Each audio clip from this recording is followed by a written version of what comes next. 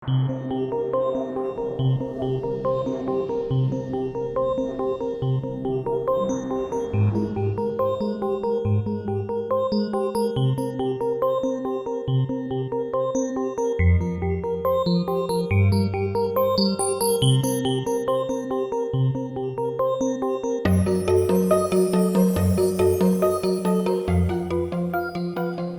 you see my face right now?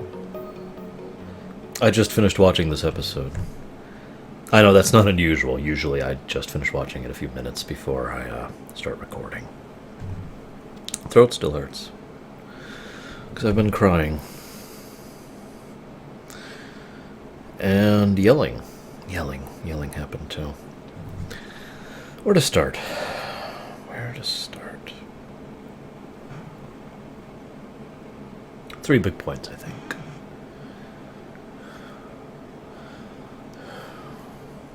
By the way, you're also seeing me angry.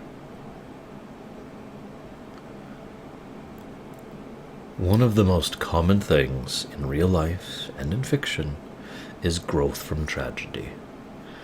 Negative circumstance, adversity, trials to overcome. This is how we grow as human beings. This has always been true. So using that in fiction is both commonplace and acceptable and understandable, and all those fun things. That's entirely within feasibility, I believe, is the way that would go.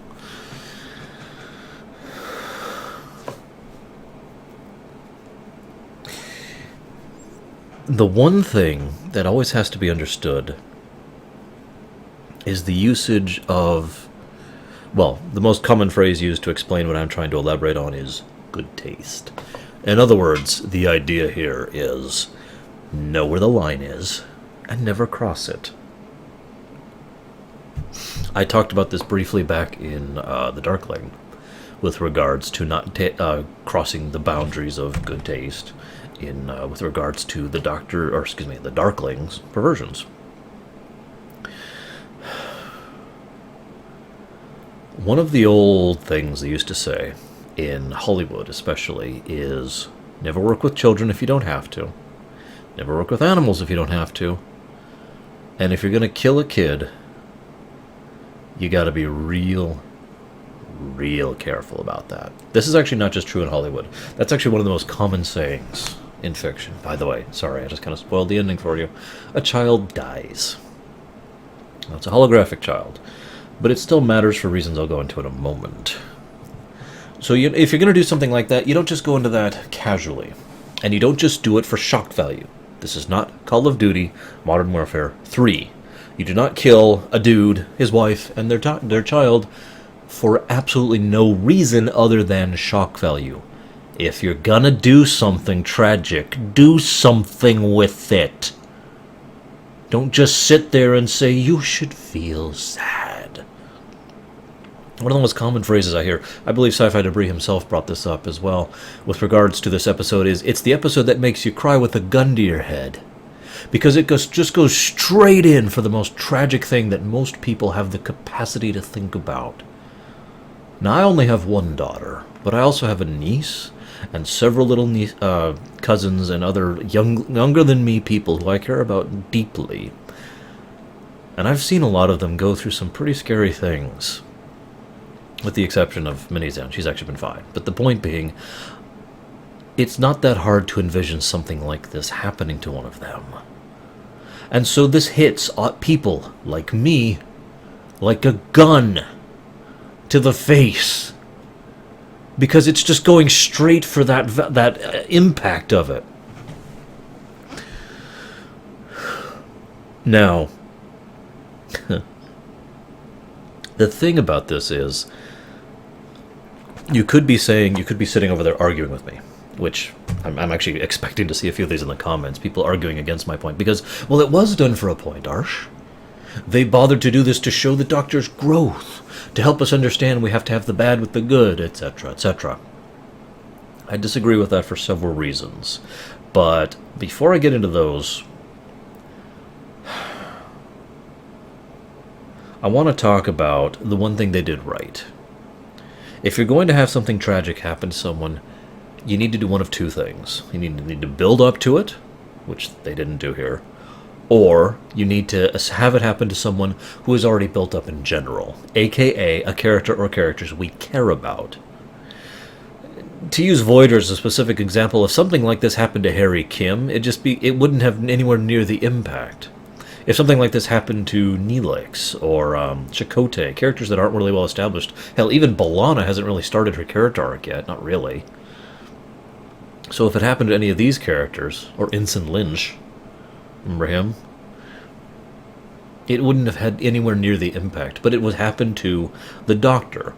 At this point in time, debatably one of only 2 characters who has had an actual character arc throughout the course of the last 3 seasons. By the way, I'm actually going to add Janeway to the list of not caring about, because Janeway hasn't actually started her character arc yet. That will actually begin in Scorpion, basically. Go figure, right? Season 3 finale is when Janeway actually starts her character arc, but I digress. So they had it happen to the Doctor. That's a good point. And Robert Picardo's an amazing actor. He's a theatrical actor. He knows how to do emotion. He knows how to do subtlety. One of the things that struck me most, I'm skipping ahead of my notes here a bit, right after he couldn't take the scene, he says, computer and program, in the middle of the little girl talking to him, he just can't take it, is he's there with Kes, and he's got that perfectly chipper tone on, and he's got that perfectly chipper face, and it's brilliantly done because it's fake. But it's not obviously fake. It's just a little bit fake. He's just forcing it a little bit too much. And the moment she leaves, his face just plummets. That's the kind of acting that Robert Picardo can do. And he's not the only one. There's plenty of good actors in general, and there's plenty of good actors in Star Trek, and there's plenty of good actors in Voyager. But you have a good actor, and you have a character we care about. So, yes, that was the correct decision. Now let me explain to you why it was incredibly stupid. If my daughter died while I was holding her hand, I'm pretty sure I would never actually recover from that. Not really. I might move on. Might. I might be able to cope, to adjust, to adapt. But I would never actually recover from that incident. It would scar me for the next 60 years of my life. Actually, my family tends to be long-lived, so maybe 70 or 80 years, point being.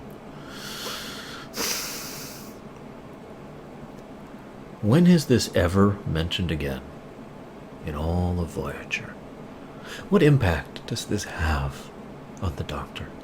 At what point does he show the emotional growth that is so trumpeted throughout the course of this episode as it being necessary to deliberately inflict this kind of pain and emotional torment onto him such that he can engender that growth? Where is that growth exactly?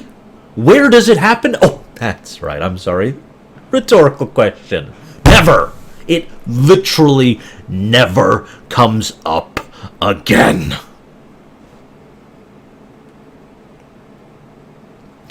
It's pointless. It is meaningless drivel. It is not making us cry because we give a damn. It's not making us cry because this character has moved on and this horrible tragedy and they're going to have to adapt to this and we'll never know if they're the same again.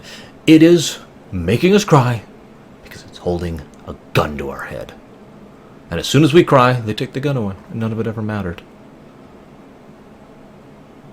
And yeah, I'm genuinely upset about this. This is probably the angriest I've ever been. I mean, I was like mentally self-lobotomizing during Threshold, but I'm pissed.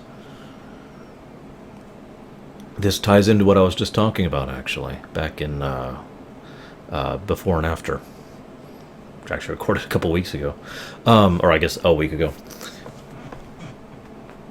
In Before and After, we saw the downsides and the dark side of continuity, and one of the reasons why so many shows avoid continuity, and I talked about that. What we see here is, I think, honestly, the single most extreme example I have ever seen in all of television, not just Star Trek, of having a traumatic event happen and then flinging all the continuity of that event out the window. Tasha Yar's death had more of an impact in TNG. B'Elanna's traumatic experiences in Season 7, the things that Janeway does throughout the course of Season 1 and 2, which, by the way, will actually come back to haunt her later on in the series. There are many other occasions of things where, there's basically no real payoff, and yet there is still more payoff. There is still more of an impact than here. And the cases where there is no payoff at all, there is no continuity, it's not such an egregious, flawed failure like this one is. This is literally the equivalent of taking... God, I can't even come up with something. Okay, Final Fantasy VI, right? Playing FF6, and you're going along, and this horrible, tragic circumstance happens where Terra finds out that her Esper genes are literally fighting her human genes, and the two are going to self-destruct, and she uses her last desperate moments in order to do everything she can in order to reach out and save her friends and get them off the airship. And oh god, we got off the airship at the end of the floating continent, and they've survived, but Terra's dead, and everyone's incredibly traumatically affected by this for all the time we've interacted with her and whatnot. And then we get to the world of Ruin, and Terra's just there like nothing happened, and it's never mentioned again. What the frell?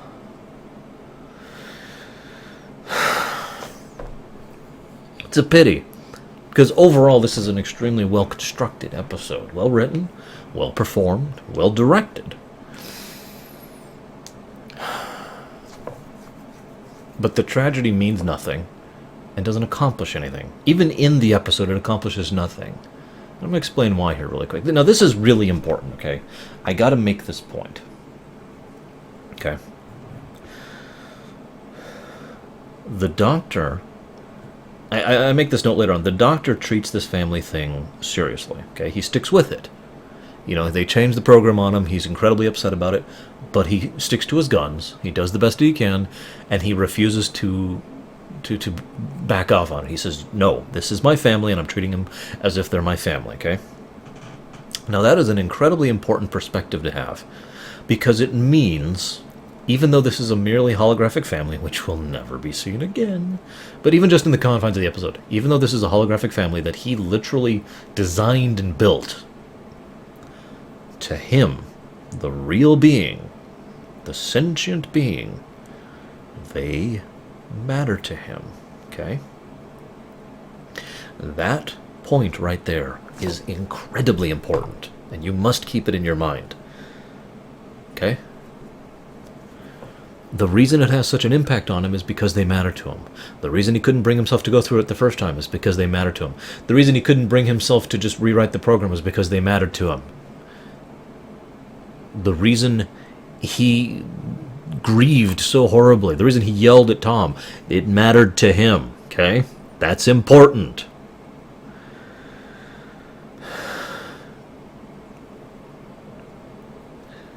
The reason it's so important is because it helps make my next point. I want you to imagine... I don't actually want you to imagine this, but I'm going to ask you to anyways. Something horrible is happening to someone you love. Not someone you like, not someone you care about. Someone who is deep and dear to your heart. My little mini-Zan. My little mini-Zan is on a table. They've tried operating on her. They've tried fixing her. They can't. She's going to die. Mini-Zan matters to me a lot. Now, I want you to picture this type of scenario and tell me with a straight face that if you had the power, and you do, to fix that situation, to heal that person, that you think that you shouldn't because it builds character. Excuse my language. That's why I get so pissed off at this episode. The theme, the message of the episode, is about consequences. But the problem is, it tries to put this weirdly positive spin on consequences. Let me make something clear. Tom Paris has a really good speech towards the end of this thing, but it falls completely flat on its face for one very simple reason. two reasons, actually.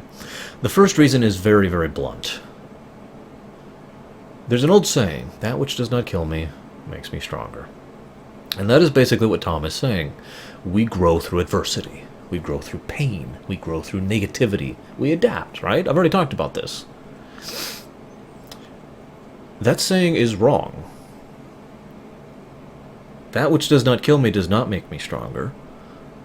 I make me stronger by refusing to let it kill me. Okay?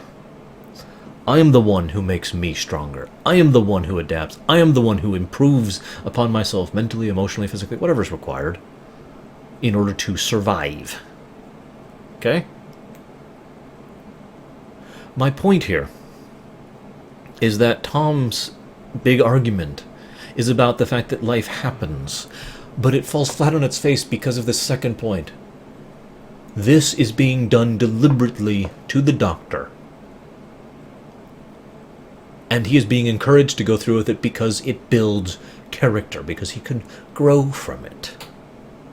This is the equivalent, and I actually got a laugh out of a few people earlier today when I was talking about this. This is the equivalent of being told, you should go run in front of a car, because if you survive it, you will be stronger. You should go intentionally let horrible things happen to you in order to improve upon yourself. That's a little different from having to deal with life as it comes. That's a little bit different from, I have to deal with this thing as it happens. So again, we come back to that main point, which I haven't even left yet. If I had the power to heal Minizan, and it involved me chopping off both my arms so I could never play video games for the rest of my life, do you think I wouldn't do that? And I could just picture someone, well, that would be cheating. Someone comes up, oh, that would be cheating, Arsh. That would be, you need to experience this. You'll never move past this if you... Yeah, that's great. I'm going to heal my niece now, thank you. It's actually kind of similar to the Prime Directive argument in its own horrible way. Because the Prime... not directly. But the point about the Prime Directive argument is, in most of the cases when the Prime Directive is, in my opinion, improperly implemented, it has to do with someone having the power to help and refusing to do so. See Enterprise for the absolute worst example of this ever. Before there even was a Prime Directive. In, I think it's Dear Doctor is the name of the episode. It's that or A Night in Sick Bay. I forget which. It's one of those two. They're both terrible episodes. But it's one of those episodes. And that episode just really, really highlights the worst possible way to deal with that. And that's what I mean. That's why the mentality is the same. You have the power to help, and you're refusing. And the most common arguments, there's two I've heard, in defense of the you shouldn't help, the obvious one, which I've talked about a bunch, is you don't know the consequences, which I've already explained why that's retarded, so let's just move on. But the second most common argument I've heard is, well, they won't learn from it if you just help them. So again, niece, dying, and you're telling me not to help her because I'm interfering, because I won't grow from her loss, because she won't learn from her suffering if I just heal her. That's not at you guys, that's just, I've actually heard someone make that argument to me before, and I was just remembering his face just now. I'm done ranting. Sorry. Good acting in this episode, really good acting. The guest stars do a phenomenal job. I mean, Ricardo's awesome, as always, but the three guest stars really do an amazing job of basically playing three roles each. Which is suitably Stepford Wife and very horrifying. The teaser in this episode is downright terrifying. I remember the first time I was seeing it, I was like, oh god, the Doctor's in some kind of alien thing and they're ripping his brain apart or something like that, because it was just terrifying. I also can't help but point out a couple of little things. Like, for example, the Doctor says, B'Elanna says, well, let me help you fiddle with your program. Why does the Doctor not go to anyone who actually has family experience, as opposed to B'Elanna, who is basically estranged and hates her father, as we find out later, and Kes, who's 3 and barely remembers her parents other than the idyllic life that they led? So again, why doesn't he go to someone who actually has some family experience to talk about families rather than just, oh, let's throw in a random 90s sitcom variable and see how that works? Now, there's one point at which Tom mentions to the Doctor that the Doctor is treating the family situation, when it's in the 90s sitcom era, like it's a medical problem. Key point to note, and this caught my attention immediately, the Doctor doesn't disagree. At no point does he disagree that he is diagnosing his family, that he is treating them like a medical problem he can suit. Because of course he is. He's the Doctor. I mention this because this is not the first time this comes up. This is actually the second big time this has come up. The first time was in The Swarm, where the Doctor's personality is certainly has layers to it and subtlety to it, and he's got character arcs. He will still have character arcs in the future, blah, blah, blah. But the core behind all of that has always been the medical professional, the doctor, the healer. And so he does naturally take that when he lacks experience, and he'll do this in the future too, when he doesn't know how to deal with A, B, or C, he defaults to that. And it's just an interesting insight into his character, I felt. One other thing I did like, and it was a very good scene, it was actually my favorite scene in this, I'll be showing it on the teaser thing at the end here, when the credits are rolling.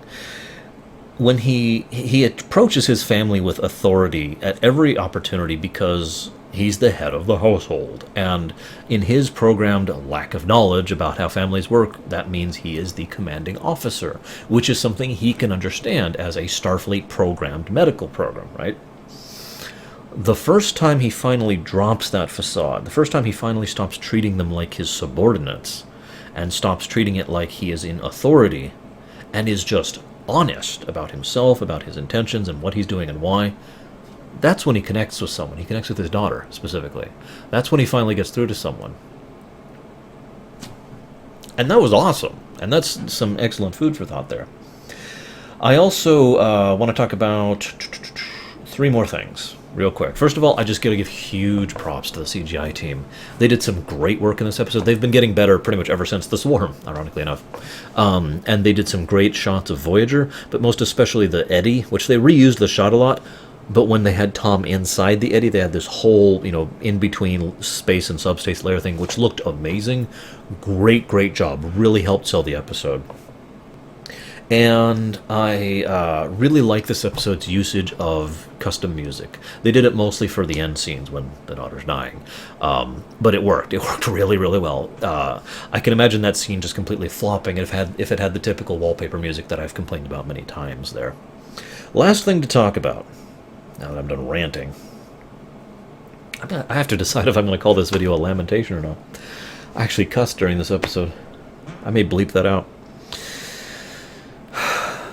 This is probably one of the very few examples, and I've talked about this before, of the A plot and the B plot complementing each other in Voyager. Obviously, they do it well in other shows. And I've talked about this before. I really talked about this again during The Swarm, where the A plot was the character-driven piece, the Doctor and his drama. The B plot was the ship plot, which was boring and stupid, and I barely remember anything about it, other than interferometric fields, which, by the way, yes, that's a real thing, and yes, they're using it wrong. Moving on. This is a rare example because they had this brand new phenomenon, and they managed to treat it with just enough enthusiasm and adrenaline, and they paid enough attention to it in the show, and their performances accented enough that I actually cared just a little bit about the B plot in this one. But what they did right was the B plot fully complemented the A plot. The A plot is the Doctor coming to grips with, consequence and the inability to, tragedy, etc., right? And the inability to be in control is really what it boils down to. The Doctor, the sterilized, organized machine man, having to come to grips with the fact that you can't always be in control. Tom, over in the A plot, over in the B plot, in the ship plot, is someone who has long ago embraced the fact that he is not in control, uses that, enjoys that, experiences the adrenaline and the excitement and the explorative, adventurous nature of the fact that he's not in control. He volunteers for that mission to go into that Eddy, and he was happy when he got out, even knowing the risks. Now, this is the key difference here. I feel like they really hit the nail on the head with Tom's thing, because Tom clearly understands the consequence and risk he was going through.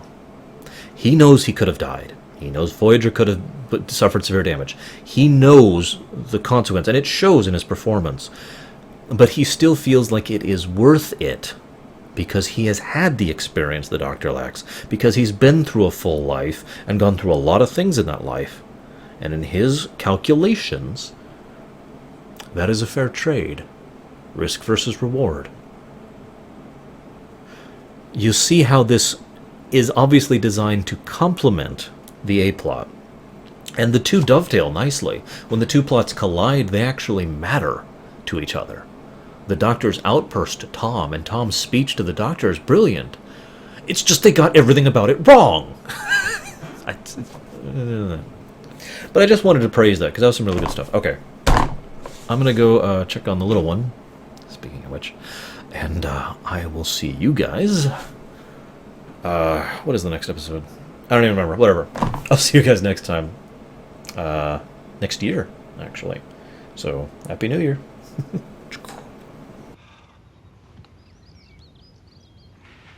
You're not old enough to realize how hazardous that game can be. It's up to me to keep you safe. I'm just trying to be a good father.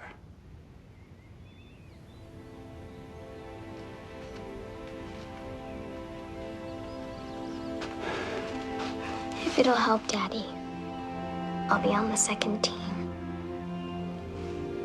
Thank you, Bill. That's very grown up of you. And I think you're a very good father. Why,